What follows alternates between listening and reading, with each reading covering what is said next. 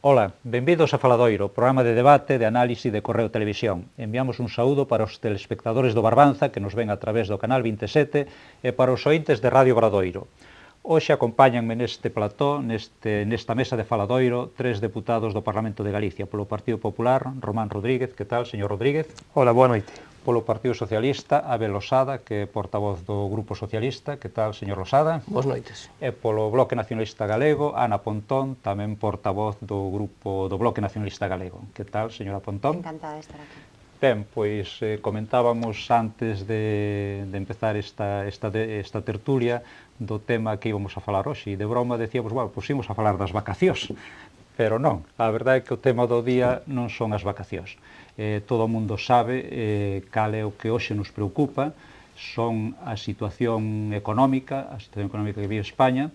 Onte o presidente do Goberno anunciaba as medidas que vai a tomar o Goberno. Mañá no Consello de Ministros vanse explicar con máis exactitude, pero eu quería primeiro que me fixese unha valoración. Hoxe no Correo Gallego titulábamos Rajoy sube o IVA e deixará os funcionarios sen a paga navideña. Este é un pouco o resumo, ou un dos resumos de todas estas medidas. Eran inevitables, señor Rodríguez, tomar este tipo de medidas? Bueno, estas medidas ou outras. Certamente a situación é unha situación moi complexa no punto de vista das finanzas públicas, e é unha situación na cual pois un goberno, calquer goberno, tería que acometer pois políticas de axustes ou de recortes ou de reducción de gasto público e incremento do gasto. Estas medidas son un paquete de medidas importantes, poderían ser estas ou poderían ser outras, sin dúbida, pero que si é certo é que as que se están plantexando se persigue con elas pois solucionar unha situación que certamente pois é difícil. O propio presidente do Goberno onte decía na súa comparecencia no Congreso que era un momento excepcional, que el tomaba medidas que certamente pois lle parecían pois medidas duras e medidas que non lle gustaban no punto de vista nin político nin personal, pero que eran en certa medida imprescindibles para poder xerar un clima diferente e intentar salir pola situación na cual estamos. É certo que nos topamos cunha trayectoria no tempo pois moi complexa, é certo que se están acometendo unha serie de reformas estructurales fundamentadas no ámbito financeiro, no ámbito laboral, no ámbito das propias administracións públicas, e é certo que na actual conxuntura todo pasa, sin dúbida, por intentar axustar e reducir o déficit público para poder xenerar pois un certo crecemento económico e poder reactivar a economía. Nese sentido, as contas ao final son moi sencillas, é dicir, se unha administración, se o conxunto das administracións españolas teñen un gasto por encima do que ingresan, obviamente, pois, ou subimos un pouco os ingresos, vía impositiva, e reducimos un pouco os gastos. A partir de aí, pois, se poden plantexar diferentes escenarios e diferentes medidas. Nos entendemos que estas medidas pois, son medidas que van a axudar a medio prazo e a longo prazo pois, a salir da situación na cual estamos, e son medidas que van en certa medida organizadas e ordenadas para correxir pois, unha herdanza moi complexa que recibeu este goberno. Eu non quero entrar, sinceramente, non quero entrar agora aquí a falar pois, de herdanzas ou a falar do que pasou na época do goberno socialista, ni moito menos, porque creo que iso ao final nos levaría pois, a un debate puramente político que quizás os cidadáns pois, xa están fartos de escoitarnos a falar constantemente en términos partidistas. Eu creo que temos que empezar a falar máis dos cidadáns e menos dos políticos, non? En ese sentido é certo que os cidadáns, moitos cidadáns se van ver afectados, todos os cidadáns se van ver afectados por a subida do IVA, moitos cidadáns van ver recortados os seus salarios, pero esta situación tampouco é unha situación nova. É dicir, fai moi pouco tempo, pois un goberno de diferente color político o fixo. A situación, pois que a información que podemos ter non podemos chegar a concluir se era mellor ou se era peor. Os argumentos que se fixeron naquele momento son moi semellantes aos que temos hoxe encima da mesa, pero o que sí é certo é que estas medidas ou outras habería que tomadas e habería que actuar, porque realmente se o coste social, mesmo político, de tomar estas medidas pode ser duro, sin dúbida, pois o coste de non facer nada a medio prazo para a sociedade e para a economía pois do conxunto deste país sería moito máis difícil. Eu creo que a ningún político por suposto, o señor Rajoy o dixo ante claramente, non lle gusta pois tomar medidas que incluso van en contra dos seus principios ou van en contra do que se anunciou en campaña electoral, pensemos na subida de impostos ou outro tipo de medidas, pero tamén é certo que en todo o paquete, ao margen destas dúas que son as máis significativas e as que máis, digamos, bombo teñen no punto de vista social e máis teñen calado na sociedade, tamén hai outras que están un pouco máis solapadas, pero tamén son significativas, non? Nese senso, todo o que ten que ver ca reforma da administración, que a reducción mesmo de cargos políticos, tamén son medidas que unha vez que se articulen e se coñezcan ben, pois poden, de algún xeito, favorecer pois unha prestación dos servicios mellor, non? Creo que estamos nun momento no cual hai que axustar os servicios, hai que reducir duplicidades, hai que focalizar ben os servicios públicos, e tamén esa é unha medida, unha das reformas máis importantes que tamén se deben facer para intentar ter pois unha administración pública, local, autonómica, estatal, que preste os servicios aos ciudadanos dun xeito pois o mellor posible e tamén a un coste o menor posible para o conxunto dos cidadáns. Ben, señor Losada. Sí, bueno, eu creo que hai tres cuestións relevantes en relación con as medidas anunciadas onte polo señor Rajoy que mañá se plasmarán pois no Consello de Ministros. A primeira cuestión, desde logo na opinión dos socialistas, é o engano aos cidadáns que se someteu nunhas eleccións fai pois 8 meses, menos de 8 meses. Porque en realidad en aquel momento os dirixentes do Partido Popular decían algo que era falso, decían que España xa estaba intervida e polo tanto temos que presupoñer que sabían que a situación económica era non só a que era, sino parecía que moito máis complexa. E a pesares deso, dixeron que non iban a subir os impostos, que non iban a tocar o seguro de desemprego, en fin, toda unha serie de batería de medidas que literalmente engañaron aos ciudadanos, porque están facendo exactamente o contrario do que propuxeron na campaña electoral. Literalmente o contrario. O argumento do descoñecemento pois é un argumento que non é sólido sobre todo porque o déficit oculto era un déficit das comunidades autónomas.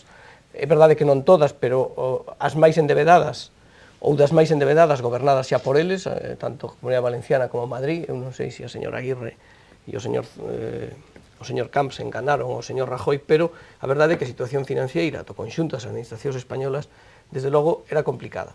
Os socialistas o dixemos, o Partido Popular foi a máis, volvo a repetir esa frase absolutamente irresponsable en termos políticos de decir do propio país en campaña electoral que ese país está intervido, o dixo o señor de Cospedal, o dixo o señor Rajoy, en fin, se estenderon nesa cuestión. E a pesar de eso plantexaron un programa electoral absolutamente sobrepasado polo que son as medidas que están tomando. Esta é a primeira cuestión que eu creo que é relevante. A segunda cuestión é o momento en que se toman medidas fortemente restrictivas un volumen cuantitativo moi notable. Estamos falando de 65.000 millóns de euros en 2 anos. Eu quero recordar, porque efectivamente o señor Rodríguez dixo fai un momento que gobernos anteriores fixeron recortes, e efectivamente os fixeron, pero o recorte de maio de 2010 foi de 15.000 millóns de euros. É dicir, que eu creo que é necesario graduar, porque senón a veces o mesturamos todo e resulta difícil, bueno, pois, precisar as cuestións. E logo hai unha cuestión absolutamente relevante desde a perspectiva da propia actividade económica. No ano 2010, aínda que pouco, este país estaba medrando. Estaba salindo do que foi a primeira recesión, a recesión de base financiera do ano 2008-2009. E, polo tanto, nun contexto de crecemento económico, é verdad que era un crecemento débil, que ainda non se trasladaba a creación de emprego, pero o Produto Interior Bruto estaba medrando. E aí, pois, impulsados, en ninguna dúbida, por directrices europeas que exixían unha reducción do déficit e, polo tanto, pois, un control da débeda, bueno, pois se fixo ese recorte de 15.000 millóns de euros. Pero nun contexto como o actual, de profunda recesión económica, non só no ano 2012, sino xa anunciada para o ano 2013. É dicir, o propio señor Rajoy dice que no ano 2013 vamos a seguir en recesión. A OCDE antonte dixo que o paro vai a medrar no ano 2013 respecto ao ano 2012. Introducir un recorte de 65.000 millóns de euros é unha absoluta sinsentido económico. Un absoluto sinsentido económico. É dicir, non é posible salir dunha situación de recesión económica reducindo dunha maneira tan drástica o gasto público e os niveles de consumo, porque indudablemente todo isto que significa é que os cidadáns, tanto porque lle baixan os salarios ou porque incrementan os impostos, a súa capacidade de consumo vai ser moi limitada. Polo tanto, vanse ver castigados especialmente aqueles xa máis afectados pola crise. O tema do desemprego, logo supoño que falaremos algo deso, é dunha crueldade desmedida, e este é o segundo gran bloque. E o terceiro bloque, e desto eu creo que é moi importante, hai unha concepción ideolóxica clara nas liñas de actuación destas medidas. É dicir, o concepto da dereita de que o Estado sempre é o problema e nunca é a solución está detrás de todo o que significa ir progresivamente limitando os servicios públicos, laminando os servicios públicos e, polo tanto, correlativamente incrementando as posibilidades de negocio dos sectores privados. Porque temos que ser claros e sabelo. Ali onde desaparece o Estado, onde desaparecen os servicios públicos, entra o negocio privado e os beneficios para uns poucos. Foi así históricamente e lamentablemente vai a seguir sendo así en España. Señora Pontón.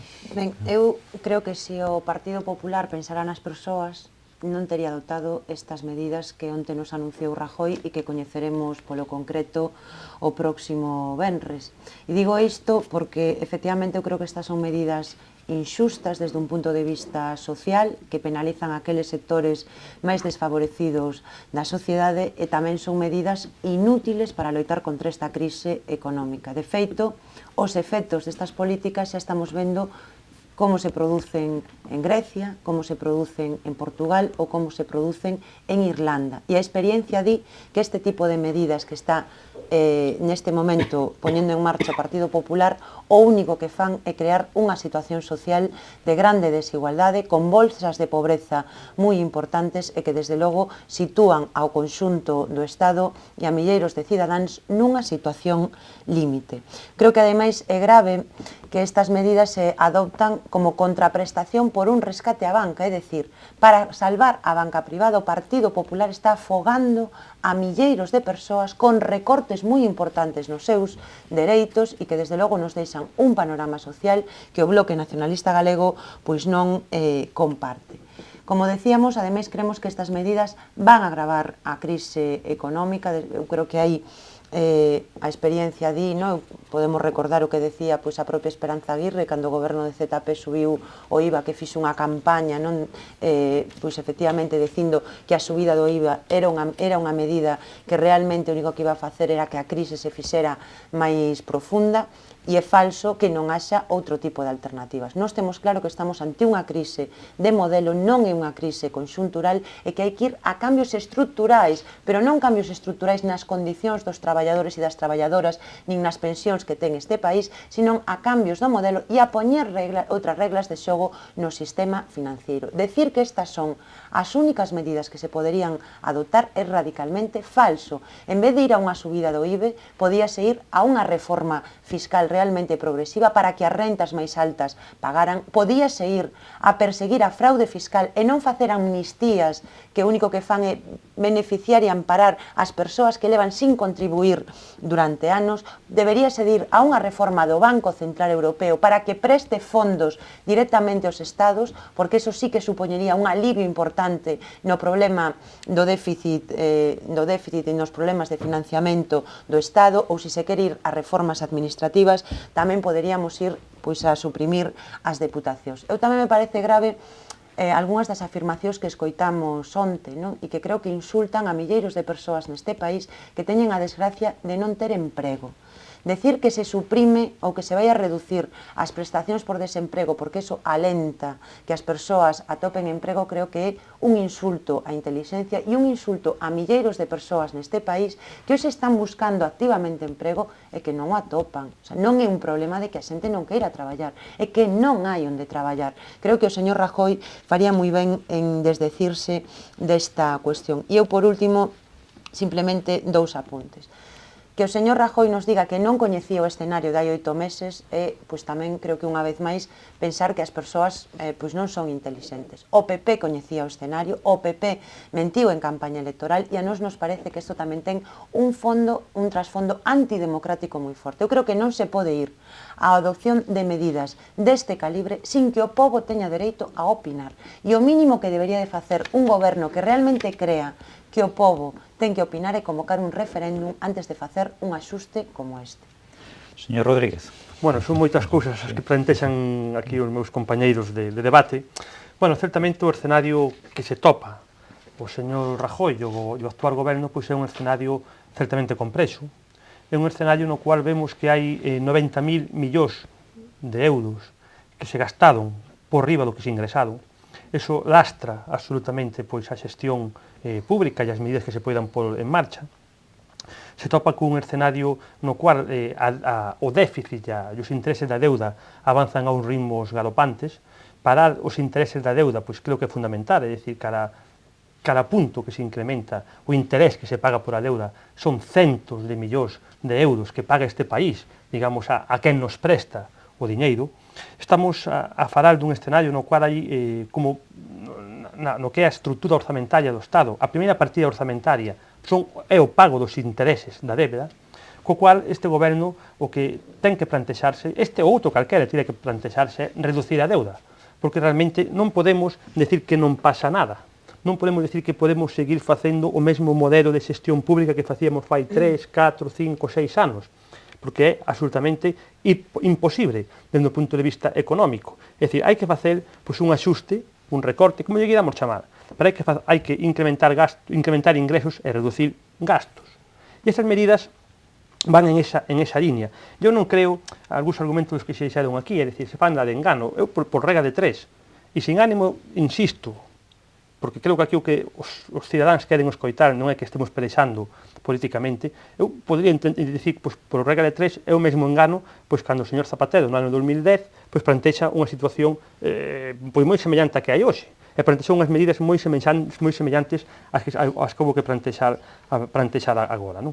Eu non creo tampouco que haya medidas ideolóxicas, é dicir, pois, é tan ideolóxico subir o IVA agora como antes, é dicir, pois, prácticamente ten o mesmo. Non? Eu creo que é un momento para a responsabilidade e é un momento no cual hai que ser moi responsables nas nosas declaracións. Non podemos, e eu día nos medios, o mirei nos medios de comunicación estos de hoxe, non? Pois facer chamamentos certamente responsables casi á rebelión cívica. Non?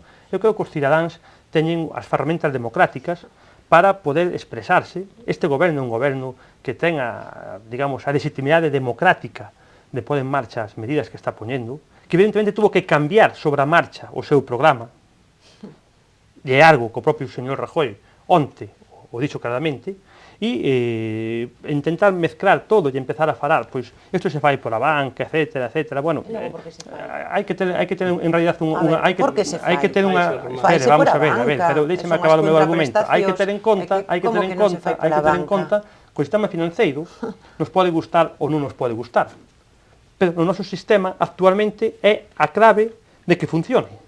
É dicir, dando crédito ás familias, dando crédito ás empresas, asegurando os aforros das familias, etcétera, etcétera. Co cual, a partir de aí, eu creo que esta reforma que se están plantexando ahora, se están plantexando dúas reformas estructurales importantísimas ao mesmo tempo. Por qué? Porque non se fixaron antes. Unha, a reforma financeira, no cual temos unha parte moi importante do noso sistema, sobre todo a que ven, digamos, recibida ou vencellada ao que son as caixas de aforros, non tanto aos bancos privados puros, pero o que ten que ver caixas de aforro que está claramente enfermo. Non se puxo medicina, non se adotou ningún tipo de medida, cando houve que facelo ao longo dos últimos anos, e agora hai que facer unha operación de choque, e os resultados están encima da mesa. É dicir, as entidades financeiras non fixeron saneamento dos balances, teñen unhas contas sobredimensionadas, están dando fundamentalmente pérdidas e non teñen capacidade de introducir no sistema na vida civil e na vida económica, digamos, microeconómica, o capital necesario para as empresas, para os comerciantes, para os autónomos, para a xente que necesita pois crédito para as súas pequenas actividades económicas ou non tan pequenas. Non? Eu creo que a partir de aquí pois é moi fácil lanzar mensaxes pois de que isto é todo un desastre, de que é todo culpa do actual goberno, pero hai que ter certa perspectiva histórica, preguntarnos como estamos, pero por que estamos como estamos? É dicir, onde vimos? Por que durante 3, 4, 5 os últimos anos pois prácticamente non se ha adoptado medidas de calado de ningún xeito, se foron poñendo pequenos parches ante os problemas estructurais que se estaban percibindo? Por que non se actuou en estes campos? É porque agora, cando xa estamos prácticamente ao borde do precipicio, pois temos que actuar dun xeito pois forte e dun xeito, digamos, basado en intentar pois, salvar o estado de bienestar, pero adoptando medidas que nos poden levar a ello. Realmente, se non actuamos, e insisto, con estas medidas ou con outras, se non somos capaces de controlar o déficit, se non somos capaces de controlar os intereses da débeda, a situación e a viabilidade de España como país pois está francamente en entredito pois a moi corto prazo. Sí, neste sentido, no, ahora seguimos, pero onte Rubalcaba pedía un pacto de Estado e polo que din as crónicas e polo que vimos non foi excesivamente crítico, non? Eso é un pouco sobre as medidas que anunciaba Rajoy, o que pedía era, sobre todo, pois, chegar a un acordo que parece que hoxe se vería necesario, non máis que nunca, non? Sí, bueno, eu quero empezar porque Román plantexou unha pregunta de por que estamos como estamos, e é unha pregunta relevante, efectivamente. Bueno, estamos como estamos fundamentalmente porque desde os anos 80 do século pasado houve unha corriente política ideolóxica conservadora que, en termos da actividade económica e da regulación económica, dixo que os mercados sin regular eran moito máis eficientes e melloraban a situación de todos, o cual evidentemente era falso. Por certo, a socialdemocracia, e de aí hacia a esquerda, xa o decían. É dicir, non estou falando de España, Román, non, claro, non falo de España, falo de Reagan e de Thatcher, falo de ideoloxía, falo de eso. Por certo, gobernamos nós e gobernou Aznar tamén. E logo tamén vimos de onde vimos, pero espera, déxame un segundo, porque eu che deixei. Vamos a ver, vimos tamén de aquel momento en que o señor Álvarez Cascos decía que se vendían millóns de pisos en España porque os ciudadanos españois podían pagalos e que decían que, salvo que estaba explícitamente protegido, todo era urbanizable. En España vimos de aí, e a nivel global vimos dunha corrente ideolóxica económica absolutamente desreguladora, que convertiu o sistema financiero internacional na selva, no que unhas persoas sin vergonza se enriqueceron de maneira obscena e acabaron pois a situación do sistema financiero do século XXI, que efectivamente está radicalmente enfermo. Pero vimos de aí, Román, non vimos de ningún outro sitio. Vimos de aí, tanto a nivel global como a nivel español. E logo, mira, hai unha folla de ruta clarísima de cal é a liña de actuación política do Partido Popular. Mais alá da herdanza que encontrou, máis alá da propia coyuntura. Mostrou no Rajoy, que decir, nas primeiras decisións que tomou xa no ano 2011, cando conxela o salario mínimo interprofesional, e cando leva adiante unha reforma laboral que o único que pretende é facilitar o despido e disminuir o nivel salarial, e cando a vez conxela todas as partidas, conxela ou recorta, en realidad recorta, as partidas de innovación e de mellora tecnolóxica, está optando por un modelo económico claro, que é deixar de mirar para a Europa do Norte e pasar a mirar para os países que compiten con salarios baixos. E isto é así, e pódese disfrazar, en fin, os discursos que se queiran. Pero isto é así porque as medidas só teñen sentido se van nesta liña. E lamentablemente deixamos de mirar para Suecia e pasamos a mirar para Turquía, e que as medidas de onte miramos para Grecia e non miramos para Francia. Por que non se pon un imposto ás grandes fortunas? Por que non? O Partido Socialista nestas eleccións o levaba no programa. E a verdade é que perdimos as eleccións, as ganastedes vos. Pero vos non dixestedes que ibades subir os impostos das clases medias e baixas, porque sepámolo, que a veces dá a sensación, o IVA afecta a todo o mundo, pero non afecta igual a todo o mundo. Afecta fundamentalmente a rentas baixas. Afecta fundamentalmente a rentas baixas porque esas gastan, en moitos casos, o 100% dos seus ingresos e nin así lles chega. Por lo tanto, eu creo que temos que ser conscientes de onde estamos e ser conscientes de que modelo estamos seguindo. E, desde logo, o Partido Popular non está mirando para Hollande, o mellor é inxenuo pola miña parte, non ten por que mirar efectivamente un socialista. Pero o mellor está mirando para outros, claro, está mirando para o señor Grego, que é verdad que nadie lle votou, pero é verdad que é un tipo de dereitas. Porque dá a sensación de que saliu do ceo, non saliu do ceo. Teñen ideoloxía e hai obxectivos políticos. E o señor Rajoy os está seguindo milimétricamente. Señora Pontón. Eu quero decirlle ao representante do Partido Popular que é evidente que este paquete de medidas de recorte brutal que acaba de anunciar o señor Rajoy se toma como contraprestación polo rescate á banca, e que o di o propio Rajoy, decir que non ten nada que ver coas axudas á banca, bueno, pois eu creo que efectivamente demostrar que o Partido Popular máis unha vez non é capaz pois, de decirlle a verdade a quen nos está escoitando. Eu o único co que estou de acordo do que dixo o señor don Román é que efectivamente Zapatero tomou medidas erradas cando estalou a crise económica, equivocouse nas medidas que adoptou. O que me parece grave é que agora o señor Rajoy, dicindo eso, cando estaba na oposición, aplique as mesmas receitas, pero multiplicadas por 10, é dicir, con moitas máis añas, medidas fracasadas, medidas que están levando a sociedade a unha situación límite, porque pareceme que habería que darse unha volta por o país e ver a situación na que están hoxe milleiros de persoas. Temos a metade das persoas en paro que esgotaron as súas prestacións. Vemos como cada vez o paro é máis importante, como temos unha cantidade moi importante de parados de longa duración, como cada vez a xente ten máis dificultades para poder chegar a fin de mes, como se está multiplicando e triplicando o número de persoas que teñen que acudir aos comedores sociais, e estas medidas van a agravarlle a situación a todas esas persoas, e van a provocar máis crise e van a provocar máis paro. É evidente que hai unha caída de ingresos do Estado, pero cando hai unha caída de ingresos, o Estado ten varias vías para ver como recauda máis, e o PP vai por a vía máis injusta, que é subir os impostos que pagamos todos igual, con independencia de cal sexa o noso nivel de renta. Nós o que estamos defendendo desde o BNG é que se persiga a fraude fiscal, que non se siga adiante con esa amnistía ás persoas que defraudaron durante anos, porque é unha política disparatada.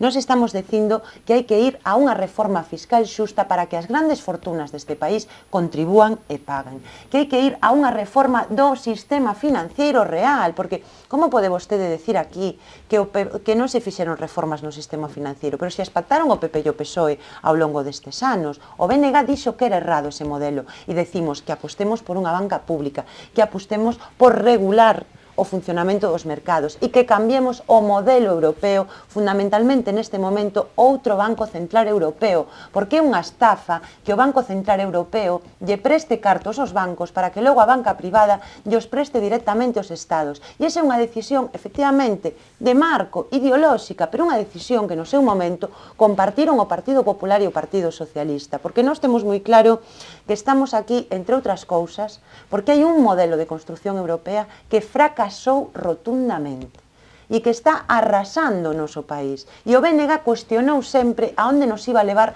o Tratado de Maastricht. E ora estamos vendo a onde nos leva este modelo de construción europea, arrasando povos, arrasando persoas. Pois claro, efectivamente, hai que cuestionar o modelo de como se construe Europa. Pero o que estamos vendo é como lonxe de poñerlle solucións aos problemas estruturais, se está facendo que os de abaixo paguen esta crise económica por non recoñecer un fracaso e por non sair do marco neoliberal, porque hoxe esa é unha parte moi importante do problema que temos, porque é evidente que a Unión Europea foi o marco de desregulación de todo o sistema financiero, foi o elemento que se utilizou nese ámbito. E creo que aí, quen apoiaron ese modelo, desde logo, teñen que dar explicacións. Eu vou a sempre defender que hai alternativas, porque os cidadáns teñen dereito a escoitar que hai outro tipo de políticas. Eu non vou apoiar os recortes, nin o BNG vai a facer os recortes de dereitos, nin as subidas inxustas de impostos, porque creo que eso non axuda a sair da crise, creo que eso empeora, e que ademais o único que se pretende é que a sociedade este anestesiada. E efectivamente, os cidadáns teñen ferramentas democráticas. As eleccións son unha ferramenta democrática. É evidente que o Partido Popular presentouse con un programa fraude, que é unha fraude ao conxunto dos cidadáns e unha fraude á democracia, porque sabía cal era a situación que había e, desde logo, dixo que iba a facer xusto o contrario do que está facendo neste momento. E creo que tamén é democrático que os cidadáns podan opinar nun referéndum, porque o que non é xusto é que para salvar os excesos e as alegrías da banca, ahora se lle diga aos pensionistas, ás persoas traballadoras deste país, que teñen que recortar os seus salarios, que teñen que recortar os seus dereitos. Creo que, desde logo, é injusto e que é un modelo que non hai que avalar. Nós, desde logo, non avalamos esas políticas. Ben, rapidamente para rematar. Entendemos que, efectivamente, a sociedade, por estar crispada, por estar enfadada, o cual non é lóxico e é entendible absolutamente, non? Pero, bueno, de aí a dicir cosas que se escoitaron aquí, home, o señor Losada falou de afirmacións de exministros. Hai un exministro famoso, o señor Solchaga, que tamén veu a dicir que España era o país onde máis fácil é facerse millonario en menos tempo, non? Ou, falamos do número de vivenda, podemos dicir que no ano 2005, 2006, 2007 foi cando se fixaron en España con gobernos socialistas pois o maior número de vivendas da historia, máis de 1 millón de vivendas ao ano, non? Ou vostede me falaba do modelo neoliberal, pois na década dos anos 80 e 90, pois durante 20 anos só gobernou o Partido Popular pois 4 anos, non? E foron anos creo que dun crecemento importante pois para España.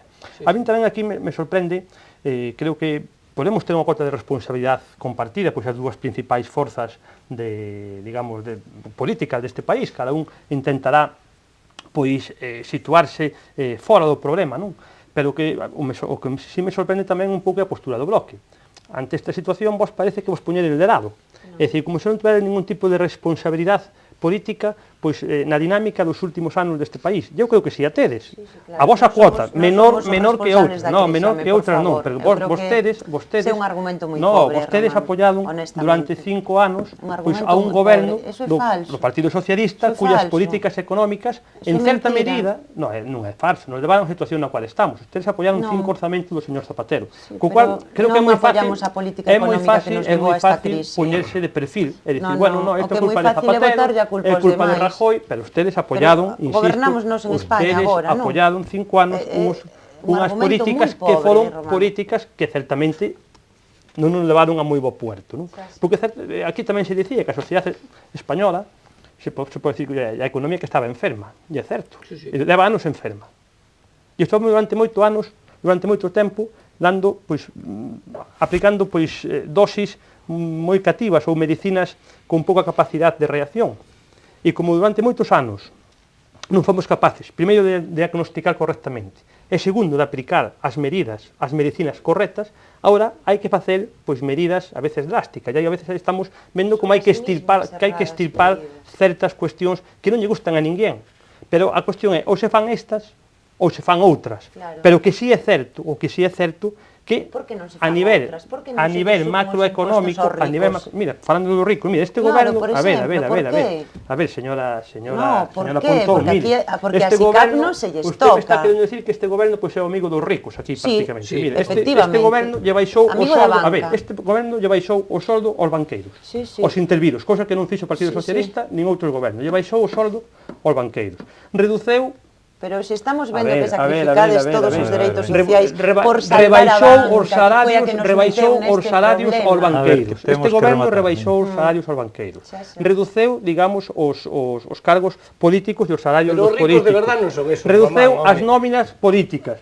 Os ricos son os da amnistía houve medidas contra a fraude fiscal. Este goberno ten un plan contra a fraude fiscal. Hai moitas medidas. Sen ir máis lonxe, que non se poden facer transaccións económicas sin pasar por transferencia maior de 2.500 euros, que se poden haber feito antes. E ojalá se hubieran feito antes, porque a mí non chegaba a pasar o que pasou. E obvio, señor Dosada, vos tuestes moitos anos no goberno e pudestes haber feito tamén estas medidas. É certo, non nos podes agora sacar a nós en 6 meses fagamos todo o que vos non fixeste durante 8 anos. Nin tamén nos podes dicir a nós agora, non, é que vos sois os amigos do rico, vamos a ver. Este goberno foi o único que lle rebaixou o salario aos banqueiros intervidos. Impostos sobre as grandes fortunas, impostos sobre as transaccións financeiras especulativas. Hai unha cuestión, señora Pontón, unha cuestión de fondo que a mí me extraña certamente que se diga, porque creo que é pouco creíble.